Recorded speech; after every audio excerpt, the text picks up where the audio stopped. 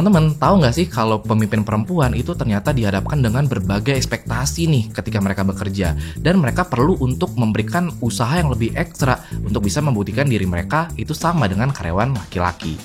Tapi ternyata saat ini juga makin banyak nih perusahaan yang mulai menyadari pentingnya nilai keberagaman dan inklusi, sehingga memberikan kesempatan yang sama bagi para perempuan untuk bisa menduduki posisi kepemimpinan dan mendorong adanya kesempatan bekerja yang sama nih antara laki-laki dan perempuan.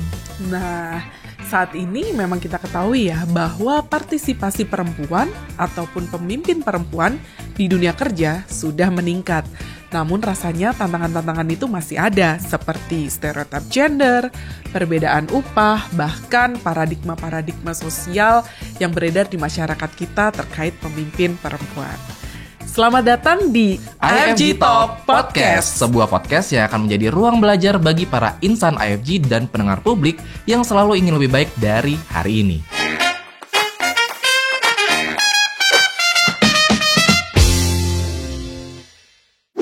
Dan di episode kali ini kita akan membahas nih bagaimana atau apa aja sih tantangan-tantangan perempuan di dunia kerja. Dan juga bagaimana cara perempuan untuk bisa dapat kesempatan yang sama di dalam pekerjaan sehingga menciptakan lingkungan dan ekosistem yang suportif dan inklusif. Ya, dan kali ini kita udah kedatangan seorang narasumber spesial kita, seorang pemimpin perempuan yang akan membahas bagaimana peran perempuan dalam membangun organisasi. Langsung saja kita sambut the one and only Ibu Danika Aditama, Direktur Bahana TCW Investment. Selamat siang, Ibu Danika. Selamat siang, Ibu. Selamat siang. Thank you for inviting me. Yes, Thank you juga, Bu. Udah mau ya. Meluangkan waktunya loh untuk hadir di siang hari ini. Iya. Nah, ini kan kayaknya masih seumuran ya kalau saya lihat. Betul. Ya. Ini kita enaknya manggilnya apa nih, Bu? Apakah Ibu? Apa aja lah. Oh, apa aja. Kak kali ya. Kita panggil kakak ya. Boleh. Oh, boleh ya. Oke, Kak Danika. Kak Danika kalau siap. gitu. Boleh. Baik, Kak Danika. Kita mulai ngobrol-ngobrol aja ya kalau gitu ya. Langsung. Nah, kan kita lagi bicara tentang peran perempuan dalam membangun organisasi. Kak Danika juga saat ini menjadi direktur dari Bahana TCW Investment. Betul sekali. Posisinya udah direktur nih, mohon maaf. Ya, pasti punya berbagai cerita dan pengalaman tentang bagaimana akhirnya Bu kan kesebutnya Kak Danika saat ini menduduki posisi direktur. Tapi di luar itu, Kak, punya nggak sih sosok inspirasi atau inspiring leaders atau role model yang akhirnya membuat Kak Danika terinspirasi untuk ada di posisi saat ini? Sosok pemimpin perempuan di sana yang Sosok menginspirasi. inspiring ya. Inspiring leader jadinya Iya. ya. Oke, jadi boleh cerita sedikit ya. Boleh. Jadi, Banyak juga boleh. Jadi kan saya masuk Bahana TCW itu tahun 2008 ya, 15 tahun yang lalu. Wow. Nah, waktu saya pertama kali masuk, bahkan presiden direkturnya itu udah perempuan gitu. Nah, itu sosok yang cukup menginspirasi saya gitu ya, namanya Ibu Dwina Wijaya gitu ya. Nah, beliau ini waktu itu langsung menjabat menjadi CEO gitu. Nah, kenapa beliau ini sangat inspiring buat saya? Karena ya udah pasti pinter kan kalau jadi presiden direktur. Tapi dia tuh punya suatu kelebihan, yaitu dia bisa memikirkan berbagai angle gitu ya, yang sangat-sangat berbeda gitu ya. Jadi kalau misalnya melihat satu isu, itu dia nggak cuma lihat dari satu sisi aja gitu, tapi dia bisa bongkar semua aspek-aspek itu, semua sisi-sisi angle yang nggak pernah kita kepikir sebelumnya. Nah, aku rasa ini juga menjadi satu kelebihan dia karena dia tuh seorang perempuan. Karena kenapa? Karena kalau perempuan itu kan biasa kita multitasking ya. Jadi kalau misalnya lagi meeting, kadang-kadang kepikiran gas di rumah gitu ya, belum dipesan gitu kan, galon lupa, jemuran, terus kadang-kadang jemputan anak belum siap gitu kan. Jadi itu yang membuat kita terbiasa memikirkan berbagai aspek gitu. Jadi kenapa beliau ini menjadi salah satu leader yang inspiring buat saya, karena ya itu, jadi dari berbagai isu-isu yang kita temui di persoalan kantor gitu ya, beliau bisa memunculkan satu angle, yang itu nggak pernah kepikiran sebelumnya gitu. Dan saat ini ini beliau ini sudah menjabat menjadi presiden direktur di Peruri. Iya. Oh Gitu. iya. Oke, menarik ya. Jadi karena perempuan tadi mungkin terbiasa multitasking, Multitasking. memikirkan banyak hal dalam satu waktu, jadi itu malah beneficial ketika tadi ya ada permasalahan Betul. bisa dikupas untuk Dan akhirnya bisa melihat melihat dari berbagai perspektif. benar yang gitu. mungkin Iya. jadi blind spot orang lain ya Bu Betul, Danisha. betul. Oh, wah menarik sekali. Ini sama kayak waktu saya kecil, misalkan lagi nyiapin buat berangkat sekolah, nyari dasi, saya nggak ketemu, terus ibu tuh teriak lagi sambil masak, cari dulu pakai mata. Nah, karena biasanya kan kalau laki-laki itu ya nyari yang langsung aja ada, kalau nggak ada bilang nggak ada, Iya, gitu. iya. Jadi mungkin karena kita juga nggak terbiasa dengan yang sifatnya multitasking, kita tadi yang Kak Denika bilang gitu. Jadi itu mungkin jadi salah satu strength point-nya Iya. perempuan dan jadi pemimpin yang akhirnya bisa memberikan banyak perspektif. Betul. Kalau tadi kan tentang Bu Duwina nih, ya Kak Danika. Nah sekarang pengen tanya terkait Kak Danika sendiri. Ini kan Kak Danika udah di posisi direktur gitu kan, Iya. sebagai seorang direktur perempuan dan dalam usia yang tergolong milenial juga gitu kan ya Kak Danika ya, masih muda gitu. Nah sebenarnya kalau boleh di-share nih, cara seperti apa sih Kak Danika dalam memimpin sehari-hari timnya nih sebagai seorang pemimpin perempuan? Oke, jadi kalau style saya gitu ya, kalau saya sih mau menempatkan atau mempositioningkan diri saya itu sebagai fasilitator gitu. Jadi saya kan punya tim udah pinter-pinter nih, maksudnya saya udah kasih trust gitu ya untuk posisi misalnya kepala divisi atau kepala departemen yang udah pasti kompeten di bidangnya gitu kan. Jadi posisi saya udah bukan lagi nyuruh-nyuruh gitu ya, bukan direktif, tapi lebih kepada fasilitator. Jadi kamu butuh apa? Butuh sesi, butuh mentoring gitu misalnya. Jadi kamu boleh kapan aja open masuk ke ruangan saya kebuka gitu ya. Bahkan kita bikin stylenya di kantor tuh banyak kaca-kaca gitu kan, supaya bisa open, bisa see through gitu, bisa kapan aja kamu ketemu sama saya gitu. Jadi bukan lagi yang tipenya ketutup gitu, harus ketok pintu atau harus misalnya ambil nomor gitu kan misalnya. Enggak, tapi kita lebih open gitu. Terus udah gitu yang kedua, saya selalu menganggap ya karena saya perempuan gitu ya, saya selalu menganggap anak-anak itu seperti anak-anak saya gitu. Jadi saya pengen mereka ya kalau bisa lebih maju daripada saya gitu kan, lebih berprestasi, dan kalau bisa ya ya jadi membanggakan gitu kan. Kalau misalnya ada yang kenal gitu di luar, oh itu anak betim tuh berprestasi, wah saya akan bangga sekali gitu. Wah, luar biasa. Tadi ya. ada dua ya yang aku tangkap. Ada Apa satu tuh, tuh terkait dengan trust. Jadi bagaimana kita put trust on the team, terus juga bagaimana kita earn trust dari mereka. Betul. Terus yang kedua, accessible. Nah, mudah di-approach, mudah diakses juga, dan ini kayak menjadi banyak isu ya di level pemimpin gitu, bahwa susah nih untuk kita approach pemimpinnya gitu, atau susah nih kita untuk bisa dapat momen bersama pemimpin gitu. Nah, itu traits yang sangat baik banget sih menurut saya melihat sosok pemimpin, terutama Kak Danika sebagai pemimpin perempuan. Ya, setuju banget sih, Pi. Dan sebenarnya kalau dari aku pribadi nih, Mbak, karena kebetulan saya juga seorang ibu gitu, seneng banget tadi waktu Mbak Danika mention kalau ya leadership style saya memperlakukan tim saya seperti seorang anak gitu kan. Betul. Nah, dari yang Kak Danika lakukan ke timnya tuh so far gimana, Mbak? Timnya sendiri penerimaannya seperti apa? Iya, saya senang ya. Jadi maksudnya mereka tuh kalau ada masalah atau problem gitu ya, nggak nunggu sampai ini tuh udah berkelanjutan jadi bola api gitu kan. Jadi mereka ya dengan mudah gampang masuk ke update ke kita gitu kan. Jadi sedini mungkin langsung kita pikirin sama-sama solusinya apa. Langsung kita meetingkan gitu bersama, kita brainstorm gitu. Jadi ini yang membuat anak-anak saya gitu ya. Anak-anak saya di kantor maksudnya.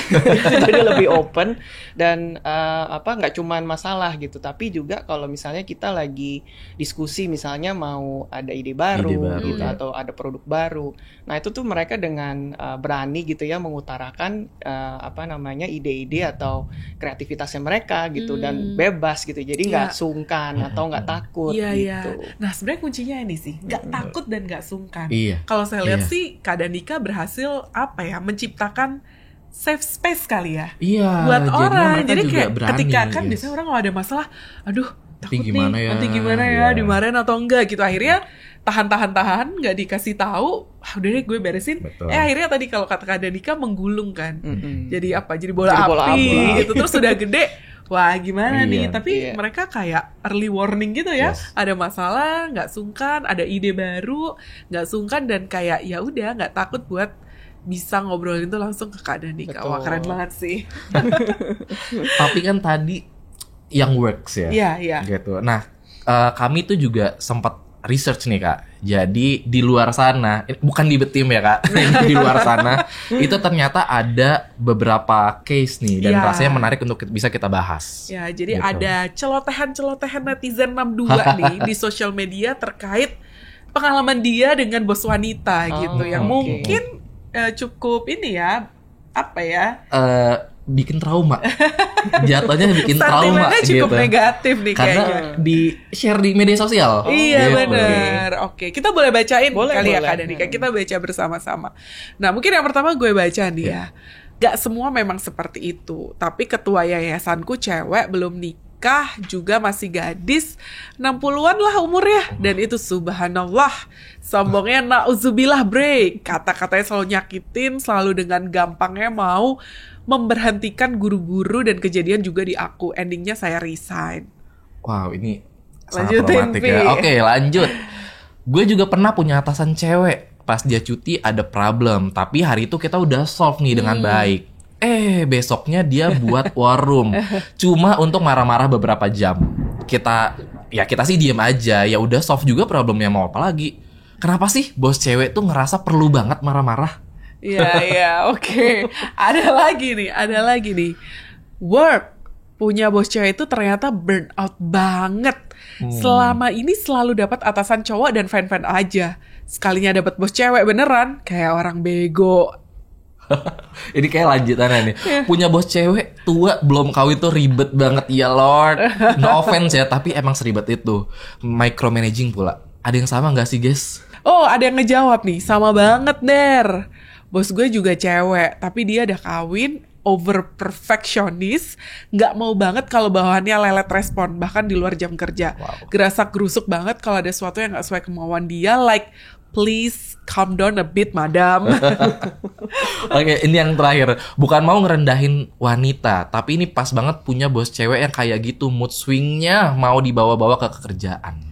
Nah, itu tadi ya beberapa celotehan-celotehan di sosial media yang kita temukan terkait pemimpin Bos perempuan nih ya. Nah, sekarang kita mau tanya pengalamannya Mbak Danika nih. Mm-mm. Kalau Kak Danika sendiri pernah nggak sih mungkin saat mulai menjadi pemimpin atau ya sepanjang karir sebagai pemimpin perempuan tuh dapat stigma-stigma negatif gitu? Ya, jadi kan memang kalau misalnya namanya perempuan gitu ya, jadi erat sekali stigmanya itu harus lemah lembut gitu ya, harus feminim gitu. Nah, begitu kita coba untuk, tapi kan namanya juga pemimpin gitu ya. Kalau di saatnya kita jadi pemimpin tentu saja nggak bisa terus-menerus lemah lembut gitu kan. Betul. Jadi harus ada momen-momen di mana kita harus berusaha tegas gitu kan. Jadi harus bisa jadi orang yang nggak populer terus, harus yang nggak Ya. disukai terus gitu ya. Ada momen-momen seperti itu.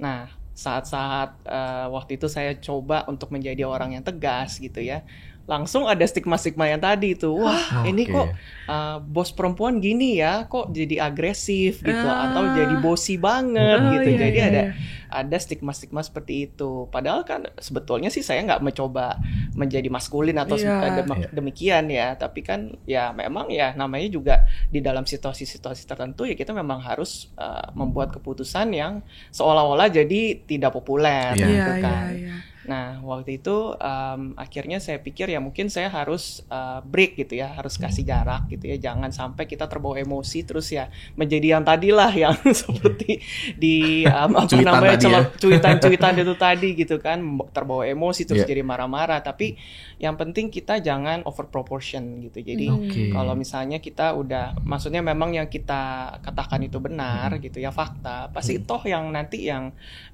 anak buah kita atau tim kita tuh akan mengerti kok Iya. sebetulnya gitu. Tapi ya jangan sampai tegasnya kita itu berubah menjadi intimidasi gitu. Itu sih kata kuncinya ya. Jadi jangan sampai kita terbawa emosi sehingga mengintimidasi anak buah gitu. Itu sih. Oke. Kak, aku penasaran nih. Kak Danica sendiri kan udah cukup lama ya menjadi seorang pemimpin gitu. Tapi selama menjadi pemimpin tuh, what excite you the most? Apa sih yang membuat Kak Danica itu menjadi apa ya namanya? Ya excited gitu menjadi seorang pemimpin. Ya, kalau misalnya jadi pemimpin, ininya ya, jadi adrenalinnya. Iya. Adrenalinnya tentu saja kan kita memimpin satu perusahaan gitu ya. Jadi tentu saja ini kan kayak kita jadi nahkoda satu kapal gitu kan. Kita harus menyamakan barisan gitu kan. Mendirect, kemudian mentoring people gitu. Itu yang membuat saya terus bisa passionate gitu ke perusahaan ini gitu. Jadi saya kan udah cukup lama ya di Bahana ya. 15 tahun ya tadi Kak ya. Gitu kan. Terus udah gitu saya pikir begitu saya dipercaya gitu ya menjadi satu direktur, ya ini saatnya saya memberi kembali gitu loh. Jadi saya udah cukup diberikan banyak gitu ya dari mentor-mentor sebelum saya, kemudian juga dibekali segala macam gitu kan. Terus udah gitu mungkin juga diberikan pengalaman dan exposure yang cukup banyak gitu. Jadi begitu saya menempati posisi ini, justru ini saatnya saya memberi kembali gitu untuk perusahaan ini. Dan yang paling susah ya adalah membentuk suksesor berikutnya nih gitu. Siapa nih posisi yang bisa menjadi pemimpin untuk the next generation-nya gitu. Benar. Kalau kata orang bijak ya, kata orang pepatah tuh kan, the true leader is when can create the next leader kan. Betul. Nah tadi sebenarnya aku menarik banget sih waktu di stereotip negatif gitu kan. Tadi kan sebenarnya intensinya kan emang harus tegas karena harus membuat keputusan dan mungkin dalam resources yang terbatas, waktu yang terbatas. Tapi kadang orang tuh salah mengartikan gitu, malah jadinya apa sih nih agresif gitu. Terus tadi kan Kak Danica sempat ya udah deh aku jaga jarak dulu biar nggak terlihat intimidating gitu. Selain itu ada lagi nggak sih Kak stereotip negatif yang terjadi terus kayak harus kayak gimana gitu untuk mengatasinya? Karena setuju sih kita nggak mungkin menyenangkan semua orang nggak sih? Betul. Stereotip yang sering ya menjadi stigmanya perempuan itu suka ragu-ragu dalam membuat keputusan.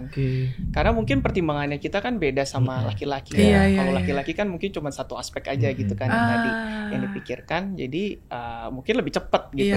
Seolah-olah lebih decisive untuk membuat keputusan gitu langsung.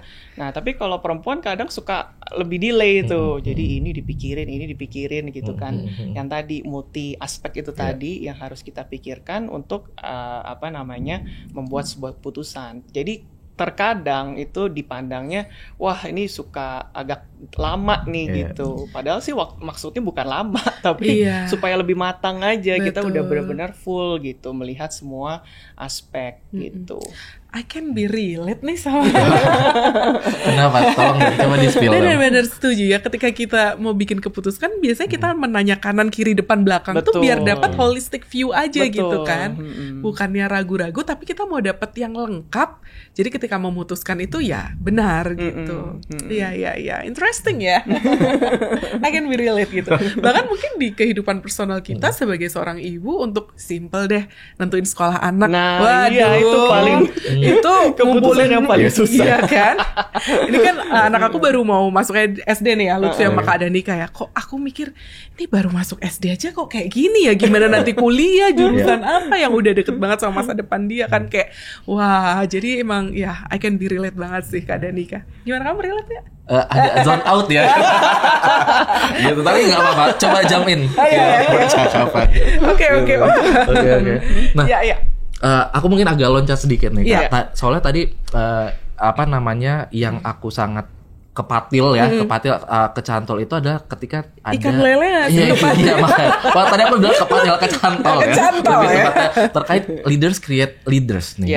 Gitu. Itu kan jadi salah satu message yang terus kita di IFG kita kencangkan gitu ya, kita sampaikan ke seluruh anak perusahaan kita. Nah, sebetulnya apa sih Kak kesulitannya ketika seorang pemimpin itu akan mencetak the next leaders yang dari perempuan juga. Ya, oke. Jadi challenge-nya ya. Jadi memang ya kan ada stigma-stigma dari masyarakat sendiri gitu ya, bahwa kalau misalnya ya perempuan di dunia kerja itu satu hal gitu, apalagi dia next step-nya nih menjadi leader gitu kan, itu aja udah susah.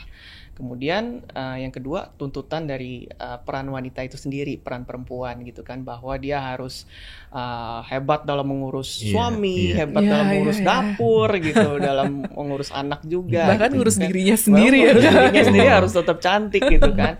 Nah, itu stigma yang juga kadang-kadang memberatkan gitu. Nah, tapi yang paling menurutku banyak membuat pemimpin di wanita di Indonesia itu sedikit, justru itu lebih kepada mindsetnya perempuan itu sendiri gitu. Jadi yang terpaku bahwa aduh, saya masih belum bisa nih gitu. Padahal mereka belum pernah coba juga, belum pernah coba stretch gitu kan.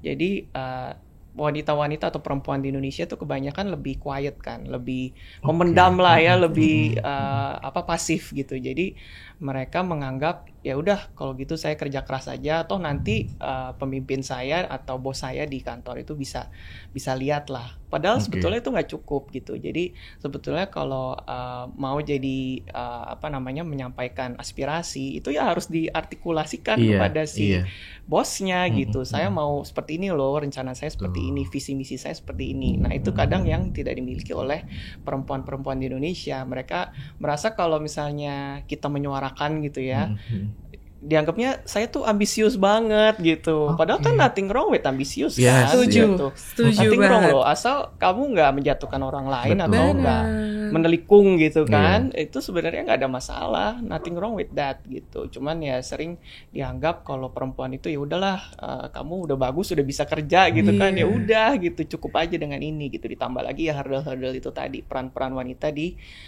rumah gitu ya, gitu sih. Nah, kalau dari Kak Denika sendiri sebagai seorang pemimpin, ini kan tadi menjelaskan beberapa tantangan lah dari sosok perempuan untuk next step-nya menjadi seorang pemimpin perempuan. Apakah kita perlu untuk membuat perbedaan yang harus kita lakukan untuk menyiapkan pemimpin perempuan dengan menyiapkan pemimpin yang laki-laki? Karena tadi di pemimpin perempuan atau di karyawan perempuan itu needs-nya ternyata banyak nih yang perlu kita dorong. Iya, karena ternyata mereka bikin batasan-batasan sendiri tadi ya. Aduh, aku udah jadi istri, ibu, udahlah kerja aja udah bagus gitu, nggak usah yang gimana-gimana gitu ya. Saya rasa perlu sih. Jadi kalau perempuan semua juga menurut saya juga itu nggak bagus juga gitu kan ya. Jadi sama gitu. Jadi semuanya homogen gitu. Tapi yang paling bagus sebenarnya adalah diversity itu tadi, keberagaman gitu ya, dimana kalau bisa komposisinya nih balance gitu kan di dalam satu perusahaan gitu. Jadi memang ya karena tadi itu ya ada stigma-stigma dan tuntutan peranan perempuan itu lebih daripada laki-laki. Tentu saja ini menjadi komitmen dari si manajemennya gitu menurut saya, untuk support si calon-calon pemimpin perempuan ini bisa muncul, bisa ambisius itu tadi gitu kan, bisa berani menyuarakan aspirasinya mereka gitu sih. Iya, berarti emang ada supporting ekosistem lah yang sengaja diciptakan sebuah organisasi untuk mendukung akhirnya tercetaknya calon-calon pemimpin perempuan. Kalau menurut Bu Denika sendiri, supporting ekosistem seperti apa sih yang harusnya kayak first thing first tuh ada gitu, minimal ada untuk bisa tadi membantu tercetaknya pemimpin-pemimpin perempuan masa depan di sebuah organisasi. Oke, jadi mungkin yang pertama itu dari sisi kebijakan gitu ya, policy kita bisa support dari situ gitu kan. Sekarang kan udah ada yang arahan juga gitu dari KBUMN bahwa kita harus punya respectful workplace policy. Itu udah membantu banyak sebetulnya. Terus kemudian yang kedua, komitmen dari manajemen tentu saja dalam hal misalnya kita mesti pikirin nih supporting system seperti apa yang bisa memfasilitasi perempuan itu bisa bekerja tanpa kepikiran gitu, urusan dapur atau urusan anak misalnya. kita mungkin bisa siapkan benefit untuk misalnya daycare gitu Daycare, ya. ya. Atau misalnya bisa di extend untuk cuti melahirkannya Melahirkan, gitu. iya. Misalnya contoh-contoh Iya. hal yang seperti Iya. itu yang bisa membuat si seorang perempuan ini ya tenang gitu ke kantor Iya. gitu. Setuju banget sih. Memang jadi pemimpin perempuan itu nggak usah pemimpin perempuan ya, perempuan bekerja tuh emang fokusnya tuh banyak sekali ya, Betul. karena ya di kantor entah sebagai seorang karyawan atau Iya. pemimpin, Di di rumah. rumah kalau sudah menikah berarti sebagai seorang istri, udah punya anak sebagai seorang ibu, plus take care herself gitu kan Sebagai ya. anak juga Sebagai mungkin nih. iya sebagai anak juga Betul, mungkin ya, merawat atau orang tua kan. bener, mungkin kalau breadwinner juga gitu kan, yang mungkin jadi tulang punggung di keluarga Iya. besar gitu kan, kita juga nggak pernah tahu. Nah, Bu Danika, aku penasaran aja sih. Oh, jadi Bu nih ya. Vibe-nya direktur. Aduh, gak biasa nih Kak Danika. Nah, jadi penasaran aja sih Kak, gimana sih caranya Kak Danika tuh bisa dapetin atau maintain energi sih untuk menjalankan peran yang banyak sekali, dan I believe in every role pasti punya challenge-nya masing-masing, iya kan? Gimana biar bisa keep going tapi nggak cuma going aja, tapi benar-benar ya fulfilling, deliver gitu. deliver, dan keep energized juga gitu. Kalau aku jadi caranya tuh ya, mindsetku tuh punya kayak folder-folder gitu. Gimana Jadi tuh? kalau Menarik. kalau misalnya di kantor ya yang aku buka folder kantor gitu. Jadi aku nggak sama sekali, kalau bisa ya tidak terganggu dengan urusan di rumah gitu. oke. Nah, tapi begitu di rumah itu sebaliknya juga begitu. Janganlah aku bawa masalah-masalah kantor, masalah ini gitu ya. Misalnya intrik-intrik di kantor gitu ya, pusing-pusing di kantor itu jangan dibawa ke rumah. Kalau di rumah ya udah harus jadi berperan sebagai istri yang baik, kemudian ibu yang baik gitu ya. Jadi harus full gitu 100% di rumah. Jadi harus benar-benar detach sama urusan kantor gitu. Jadi aku lebih mendingan misalnya pulang agak malam gitu ya. Misalnya jam 7 jam 8 gitu. Tapi begitu nyampe rumah tuh udah full buat anak atau buat suami gitu. Jadi jangan sampailah di rumah tuh tapi hatinya sebenarnya masih di kantor nih, masih ngetik-ngetik, masih ngerjain urusan kantor gitu. Tanda tangan memo gitu dan lain sebagainya. Enggak deh, jangan. Jadi lebih baik diselesain di kantor aja gitu. By the way, ini bukan berarti yang cuma punya rumah ya Kak. Misalkan yang lagi ngekos juga berarti tetap ya harus dipisahkan mana yang di kantor, mana yang dibawa pulang ke kosan. Gitu. Jangan sampai karena kamu bicarakan dirimu sendiri. Iya gitu. Nanti bilang, "Lah kan aku sih nggak di rumah ya Kak. Aku sih di kosan ya. Berarti nggak apa-apa dong kerja di kosan." Sebisa mungkin jangan juga. Iya. Jadi benar-benar detach aja gitu ya Detach Kak. Ketika aja. di kantor ya fokus kantor. Betul. Ya be present 100% gitu ya. 100%. Ketika di rumah ya di rumah. Wah, itu emang cukup challenging ya.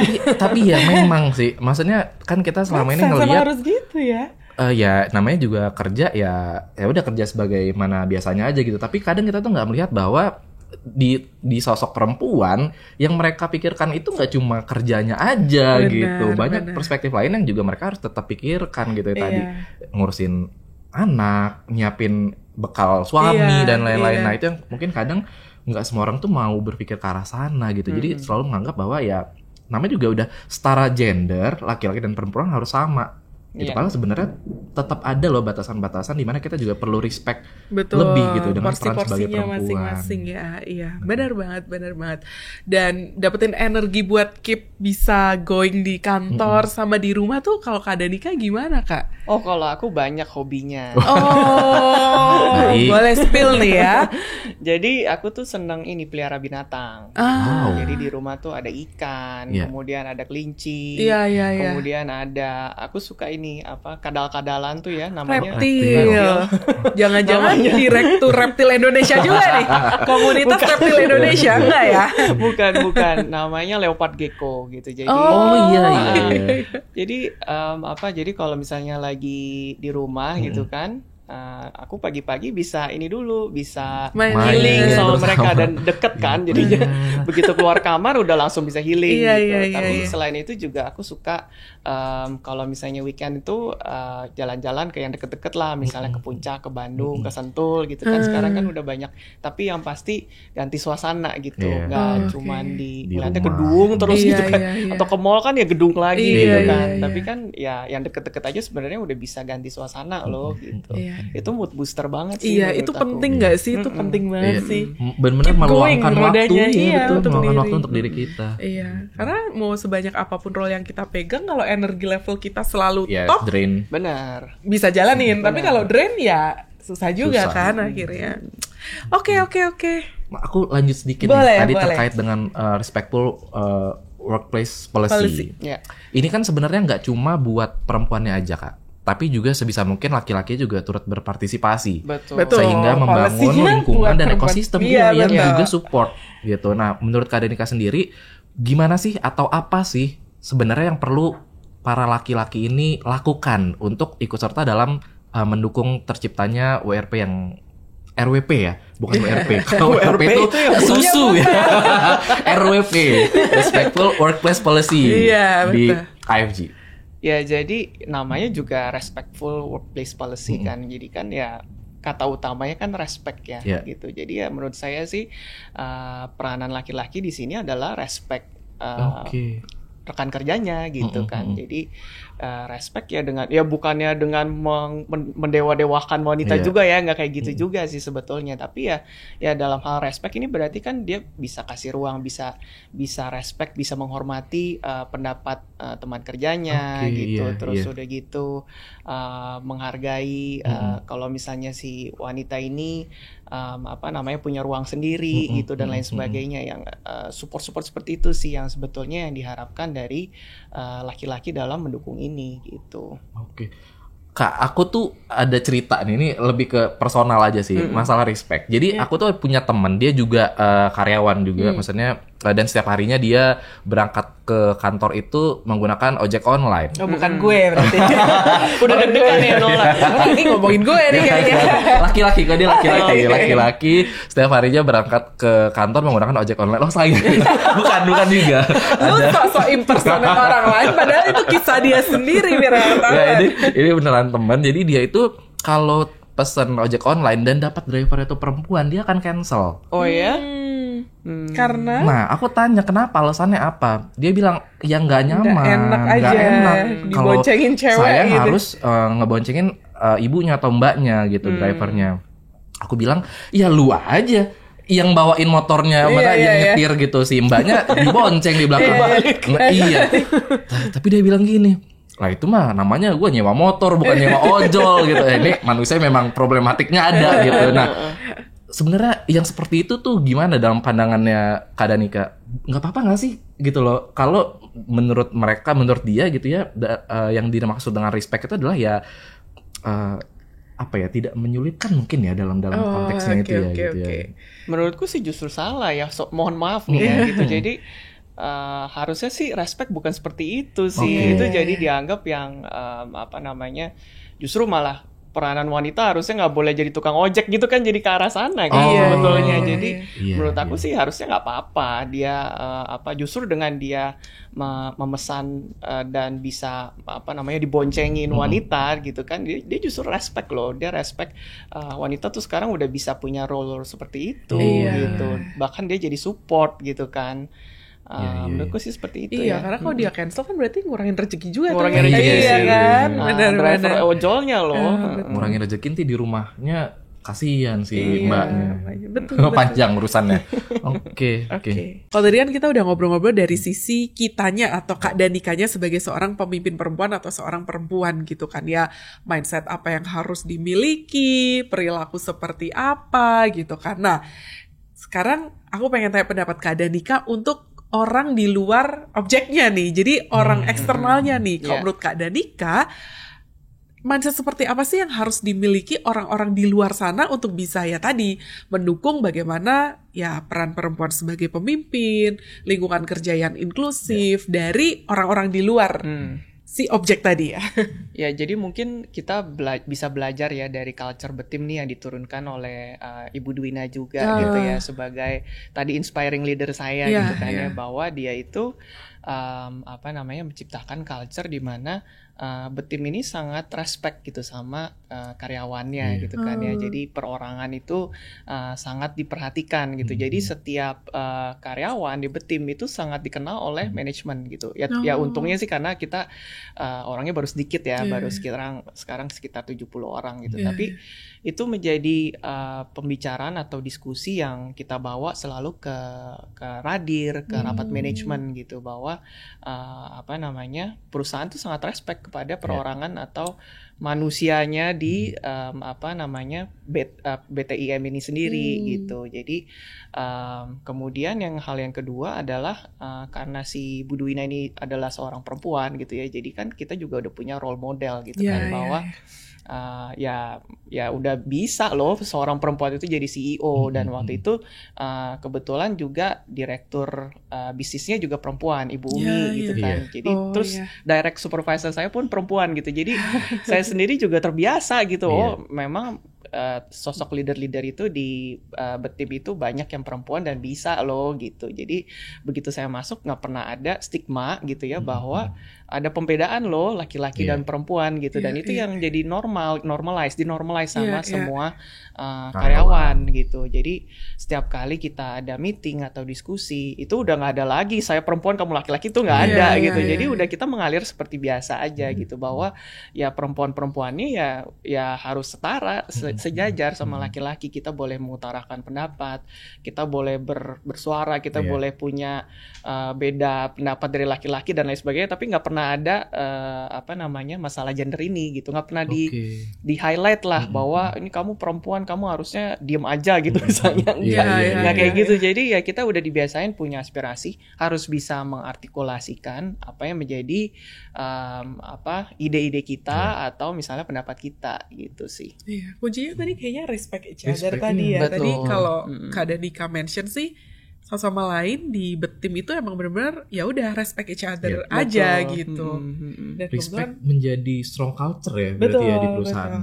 Oke. Dan tadi berarti mulai dari, karena emang dari awal juga sudah dibiasakan bahwa laki-laki dan perempuan itu tidak berbeda, dan juga dari manajemennya juga melihat benar-benar bahwa kesejahteraan setiap karyawan itu penting, baik itu laki-laki maupun perempuan, sehingga kebawa di karyawannya bahwa saya dengan dia dengan yang lain itu tuh sama, itu setara, meskipun ya saya laki-laki, dia perempuan, yang ini sudah menikah, yang ini belum menikah, itu sama. It's a very strong culture sih menurutku. Iya, keren banget ya. Oke. Nah, udah kompak banget kan. Jadi mau apa gue nih?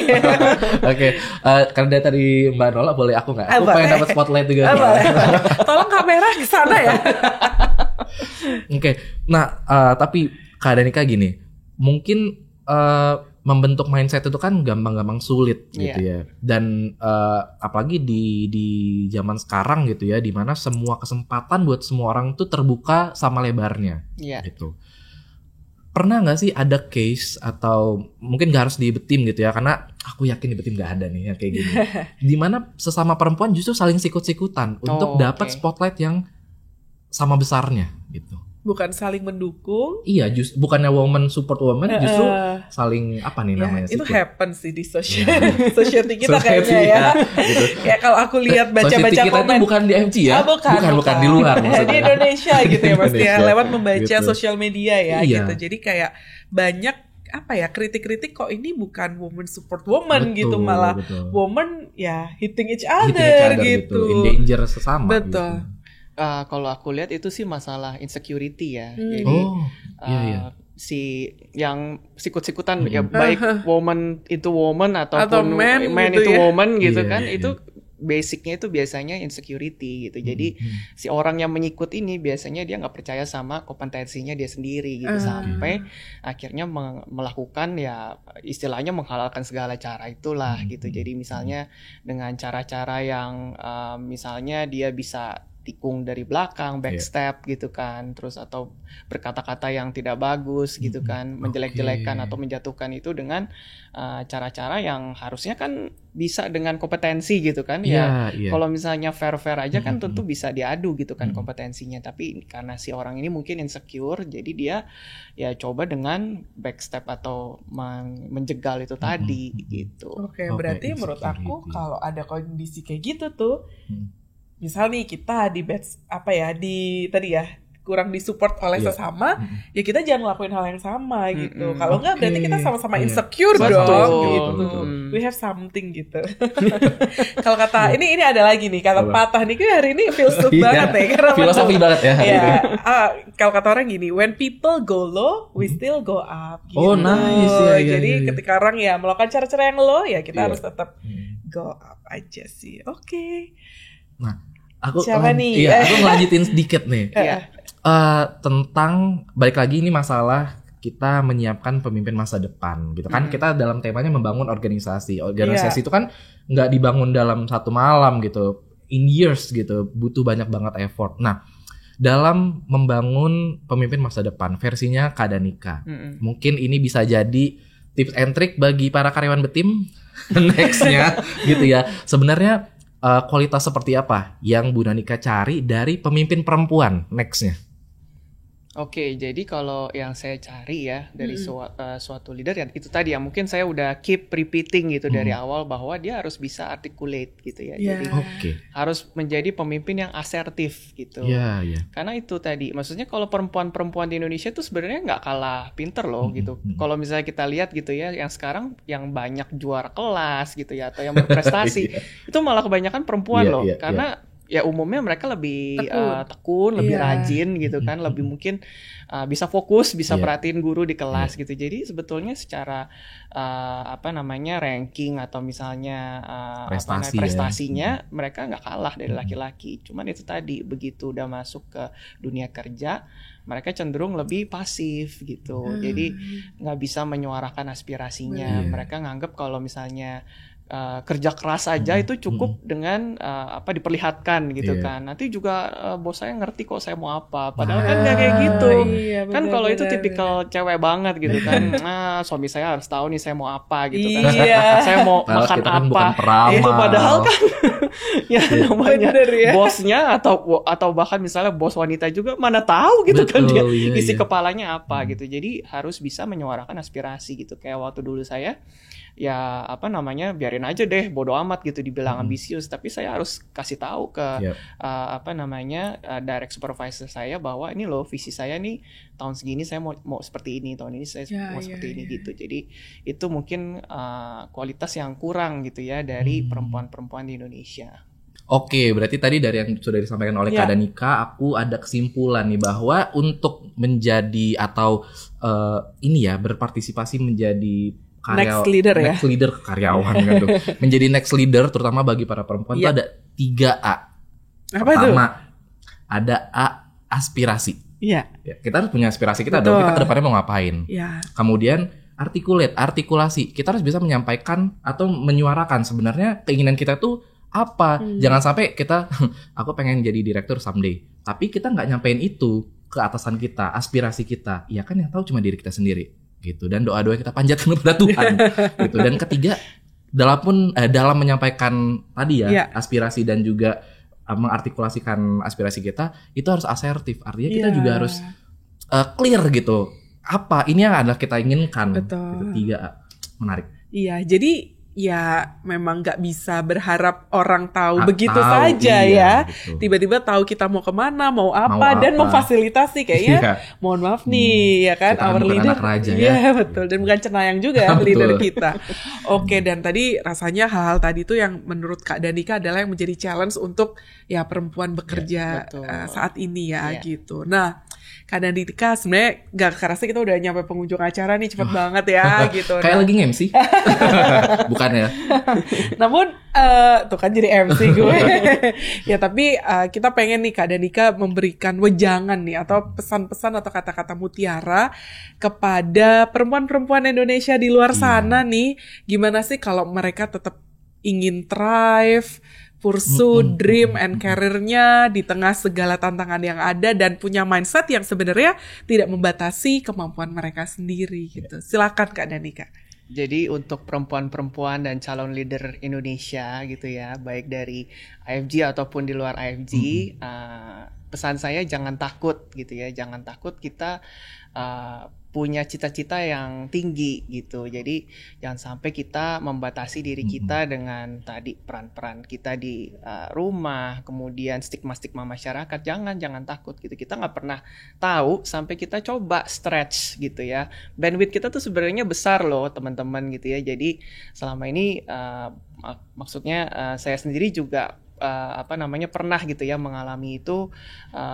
Saya punya pikiran-pikiran bahwa saya punya keterbatasan nih, saya punya tuntutan gitu di rumah gitu. Saya mungkin nanti kalau misalnya menjadi direktur nanti hubungan saya di rumah malah dengan suami menjadi tidak harmonis dan lain sebagainya. Nah itu sebetulnya belenggu-belenggu yang ada di pikiran saya doang gitu. Tapi begitu ternyata saya punya komunikasi gitu ya, terus udah gitu saya jalanin lah ya, kita coba aja deh gitu, terobos gitu kan. Ternyata bisa loh kita jalanin itu semua dengan balance gitu. Jadi kuncinya jangan pernah takut, jangan jangan sampai kita membatasi diri untuk takut melangkah gitu.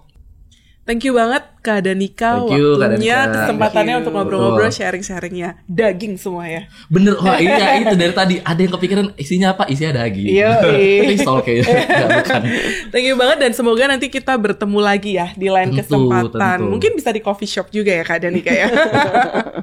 Oke Kak Danica, thank you sekali lagi. Sama-sama. Oke teman-teman, jangan lupa untuk tonton terus AFG Talk Podcast di channel YouTube Indonesia Financial Group. Teruslah berprogres dan semoga kita selalu bisa jadi lebih baik dari hari ini. Saya Lutfi. Dan saya Enola. Sampai bertemu lagi di AFG Talk Podcast episode selanjutnya.